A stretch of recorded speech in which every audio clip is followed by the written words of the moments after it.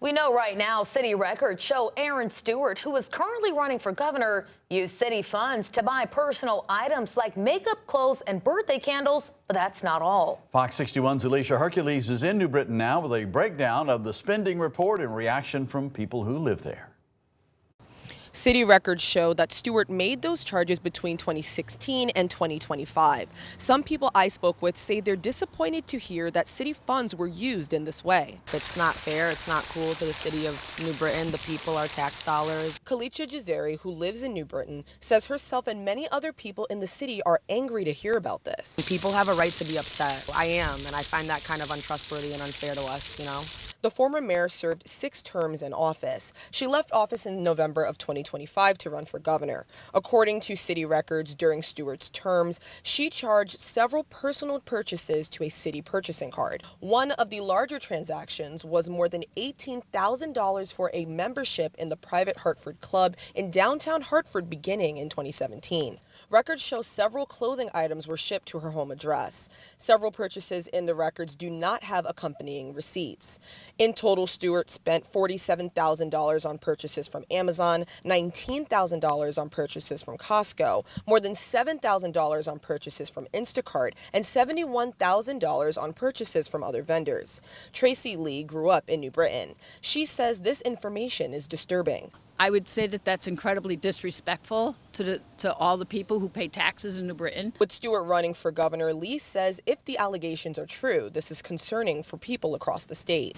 It'd be concerning that if you misuse funds in one office, you would continue your pattern to misuse funds in other departments. In response to the report, Stewart said in part, quote, "Here are the facts. Expenditures by the mayor's office were budgeted for, submitted, and subject to annual audit during my 12 years delivering results in a deep blue city, going from a $30 million deficit to a $34 million surplus."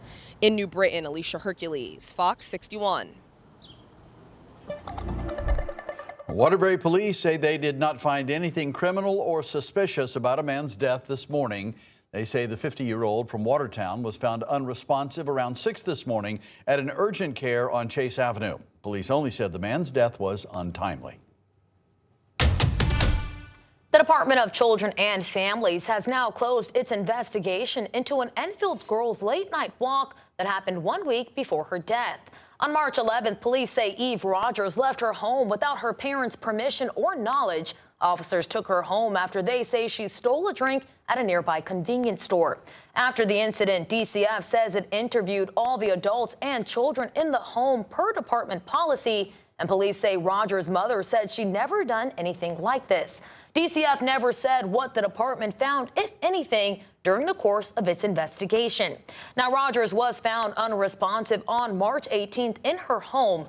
DCF says it's still involved in that criminal investigation. Now, we're still waiting to learn what caused her death and the circumstances surrounding it. Her stepfather, Anthony Federline, is charged with sexual assault and risk of injury to a minor, but at this time, he is not charged in her death. The Beacon Falls man who told police he lost his mind and killed his wife was back in court today.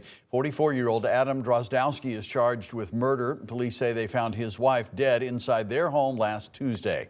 Someone who was representing Drozdowski in court asked for the court to meet again next month so he could meet with an attorney appointed to handle the case.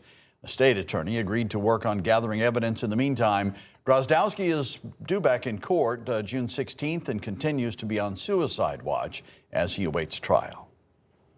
The Inspector General says 2 state troopers were justified in shooting and killing a woman in Boswell last year. State officials say Amanda Williams posed an imminent threat toward troopers and others. Investigators say last August, Williams and a man got into a physical fight outside a family birthday party. They say that's where Williams was armed with a gun. Troopers say they ordered her to drop the gun and show her hands. You can hear in this body cam footage, Williams says she wasn't going to go back to jail and, quote, "This is how I'm going to die," end quote. Sergeant Zachary Cash fired several rounds from a pepper ball gun at her, and she didn't drop the gun. They say that's when she raised her gun in the direction of troopers. Troopers Brett Cook and Noah Blanchett fired 3 shots in total at Williams. She was later pronounced dead at the hospital. That case is now closed. All right, time for a look at the weather with Chief Meteorologist Rachel Frank. Rachel, we've been in this pattern where the week starts out nice and then it ends up rainy. So forgive me for looking all the way ahead to Saturday on Monday, but do we have a dry weekend coming up? I'm jumping way ahead. I mean, no, you can. This is one of those times where you want to jump ahead and look at the weekend because it does look like we're going to break our stretch of cool, unsettled weekends. In fact, we are looking at a bigger pattern change arriving by next weekend with highs in the 70s, even 80s possible. But first, the rest of this week is going to be cool. It'll be brighter tomorrow. We'll get these clouds out of here, and then rain returns Wednesday, Thursday, and Friday. It won't rain straight for 3 days, but you will occasionally be reaching for the umbrella. Temperatures now are in the 50s to near 60 degrees. There's some clearing, some breaks in the overcast now. And there's a slight chance for a shower overnight, but most of us will stay dry. Overnight lows will be in the 40s and even in the upper 30s for some of our cooler spots. There are frost advisories in effect for our neighbors to the north, but not for us here in Connecticut. I'm not worried about that. It is safe to start planting. By noon tomorrow, temperatures are in the upper 50s. And even though we're cooler than average, tomorrow is absolutely stunning. It's the pick of the week before clouds and rain return. We'll take a closer look at that coming up. Right now, state police are looking for the driver who they say caused a fiery crash that killed 3 women in Stratford yesterday. Now, this happened on Route 15 near exit 36. Troopers say a Lexus crashed into the back of a Honda Civic, which then crashed into a Chrysler. Then one of the cars caught fire. The driver and 2 passengers of the Honda Civic were pronounced dead on scene. At this time, their identities have not been released. State police say the driver of the Lexus left the scene before they got there. Tonight, that crash is still under investigation. A Manchester teen has died a few days after he was hit by a car in Hartford. Police say Elijah Santiago was riding a motorcycle last Tuesday when he was hit at the intersection of Franklin Avenue and Standish Street. They say Santiago was in critical condition until he died on Saturday. Officers say the driver stayed on scene and is cooperating with the investigation. And so far, police haven't announced any criminal charges. And this afternoon, a 13-year-old boy is seriously hurt but in stable condition after he was hit by a car in Farmington last night. Police say he was hit on an e-bike at the Farmington Avenue and I-84 off-ramp intersection just before 9 p.m. Officers say the driver stayed on scene and is cooperating with the investigation. Right now, it's unclear what caused that crash. American passengers have made it off that cruise ship at the center of a hantavirus outbreak, and they arrived today at a quarantine center in Nebraska, where officials gave an update on what's next. And meanwhile, the captain of that ship offered a message of gratitude. Karen Kafa has the latest from Washington. Americans evacuated from the cruise ship at the center of a deadly hantavirus outbreak touched down in Omaha, Nebraska early Monday, home to a specialized quarantine unit. Over the next several days, passengers will undergo an initial health assessment and receive guidance on next steps from the CDC experts and other partners. Officials said 16 passengers remained at the University of Nebraska Medical Center, 1 in a biocontainment unit for care, the other 15 in quarantine for monitoring. Everyone here is asymptomatic and afebrile and do not have a temperature at this time. 2 others are in a biocontainment unit at Atlanta's Emory University, with 1 experiencing symptoms. Passengers who remain asymptomatic will be given an option to complete a 42-day monitoring period at home or in the medical facilities. Health officials emphasize this is a variant that does not spread easily. Let me be crystal clear. The risk of hantavirus to the general public remains very, very low. But stops short of a guarantee it won't spread to the general public. There are no guarantees in life. We're putting as many measures in place as possible to ensure that people are safe and healthy, and we keep the community safe and healthy as well. Meanwhile, in a message posted by the cruise ship's operator Monday, the ship's captain thanked the crew, passengers, and others for their support. What moved me the most was your patience, your discipline, and also kindness that you show to each other. At least 3 people have died from the current outbreak, according to the World Health Organization. In Washington, Karen Kafa, Fox 61. Today, the Supreme Court extended a short-term order allowing access to the abortion pill mifepristone through telehealth and mail order to continue. Now, the temporary order was set to expire Monday, but now will remain in place through Thursday at 5 p.m. Eastern Time. Now, this comes as the justices are deliberating a high-profile emergency appeal from drug manufacturers. Now, this comes after the 5th U.S. Circuit Court of Appeals issued a ruling requiring women to have an in-person visit to obtain that drug. Mansfield's Republican Town Committee says the town manager was quietly placed on leave, and they are now demanding answers. They say Ryan Aylesworth has been under investigation. Officials tell us the mayor and the deputy mayor made the decision back in early April, but other council members weren't told until weeks later.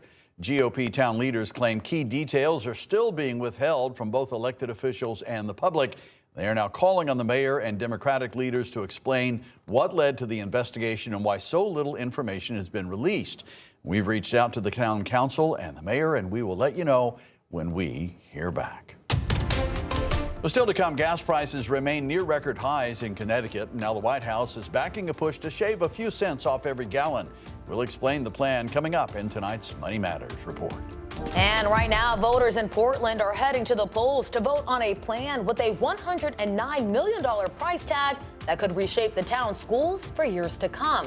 We'll have that story ahead at 6:30.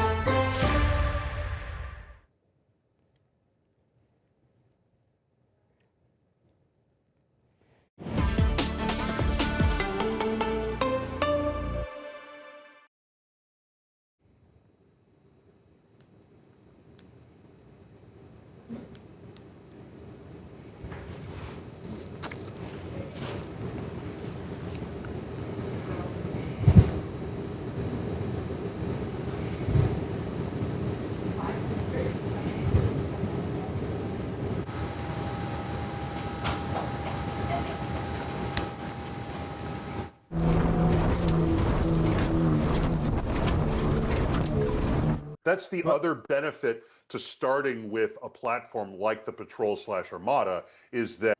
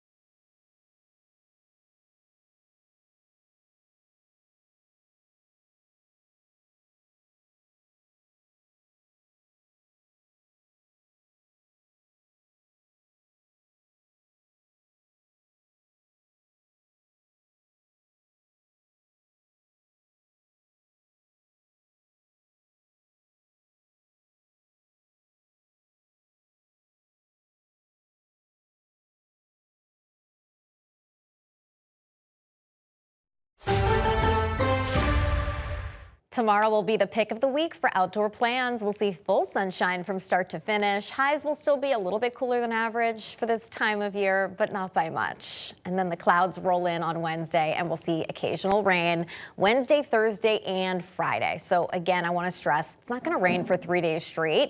I do think the wettest period will be Wednesday night into Thursday, and there could be some locally heavier downpours in there as well. but we feel confident this rain is out of here in time for the weekend. And we're also looking at a pattern change with highs returning to the 70s and maybe even some 80s, especially as we head into early next week. I mean, we were due. It's been a cool start to the month, which we know can happen in May, but we're also due for a flip up in the pattern too. Here's a look at the numbers. 50s to right around 60 degrees. We're seeing some breaks in the overcast now, but there is still a chance that we could see an isolated shower with a weak disturbance sliding through overnight, but that'll mostly be while you're sleeping, so you won't even know it happened. Overnight lows will be near 40. There are frost advisories for the Berkshires in north of Connecticut, so not in Connecticut. So I just wanted to let you know, again, it's a chilly start to the day, but frost is not a concern here. If you wanted to start to do some planting, tomorrow's a great day for that, unless work gets in the way, right? Low to mid 60s for high temperatures, winds out of the northwest at about 5 to 15 miles per hour. So here's that chance for a spotty shower overnight tonight. Again, that'll be right around midnight. And then here's a look at the skies tomorrow. Love to see it before the clouds return. I do think we'll see one push of showers Wednesday morning, but notice it's not a washout on Wednesday. There will be periods of time where we're dry. It's just kind of cloudy and a little bit damp.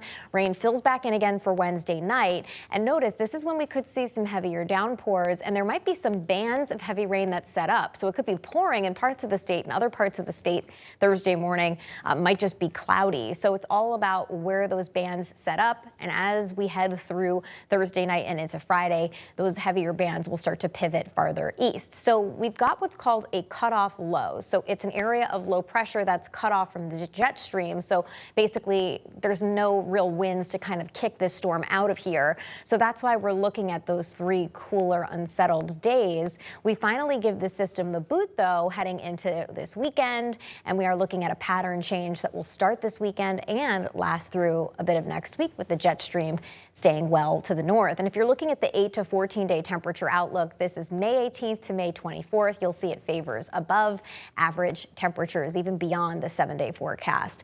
So high temperatures in the 60s the next couple of days, 50s for some Thursday and Friday. So it's going to feel a little bit raw.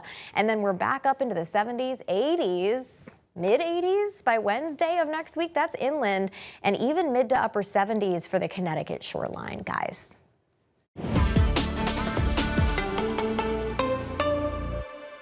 In your Money Matters report tonight, gas prices here in Connecticut have plateaued for now. They didn't rise at all overnight, staying at just under $4.62 a gallon for regular. However, before the Iran war, that price was closer to $2.90 per gallon. And the president today said he supports a plan to cut those prices a bit. He said he wants to suspend the federal gas tax, which is 18.4 cents per gallon. That works out to about 10% of the overall price hike since the war started. Far from a complete fix, but as the president said, quote, it's still money. Keep in mind, the president can't suspend the gas tax on his own. Congress needs to do that, but lawmakers on both sides of the aisle have already pushed to suspend that tax. Now, that being said, what are high gas prices going to do to holiday travel for Memorial Day weekend? Well, if AAA is correct, not much. It's predicting a record 45 million Americans will travel for the holiday, with nearly 40 million of them planning to drive. AAA said more than 3.5 million are expected to fly, and for those who booked early, airfares are down about 6%. And a new Gallup poll finds younger Americans are growing increasingly pessimistic about the job market, with only 43% of those aged 15 to 34 saying it's a good time to find a job in the area where they live. Optimism about the job market is much higher for those 55 and over. It's at 64%, and that is a reversal from 3 years ago when older Americans were the pessimistic ones. The poll found both college graduates and non-college grads are worried, possibly because of the threat of AI taking entry-level jobs. So that being said, these are just opinions. The actual job market is still showing a lot of resilience despite AI threats and rising prices. Well, right now, the market for off-road vehicles is heating up. Enthusiasts prefer body-on-frame vehicles such as this Ford Ranger Raptor for their durability. Several car makers are planning on releasing new body-on-frame pickups and SUVs in the near future, such as the return of the Mitsubishi Montero. The new Montero is reportedly based on the Nissan Armada, which is also called the Patrol in other markets. That's the other benefit to starting with a platform like the Patrol/Armada, is that not only has a lot of the heavy lifting been done, but also a lot of the type approvals been done for US. New models could look like what Hyundai showed off with their new Boulder concept, which could compete with the Jeep Wrangler and even Ford Bronco. You can hear more about the vehicles coming to showrooms on this week's Carpinionated. You can watch on the Fox 61 free streaming app. Well, nearly 20 seasons in, Fox hit show Hell's Kitchen is staying right here in Connecticut. Foxwoods Resort Casino announced the show is coming back to film seasons 25 and 26 after successful back-to-back productions there the last 2 years. Resort leaders say the partnership is bringing major economic impact and national attention to the state, while also putting Connecticut's food scene and tourism spots in the national spotlight.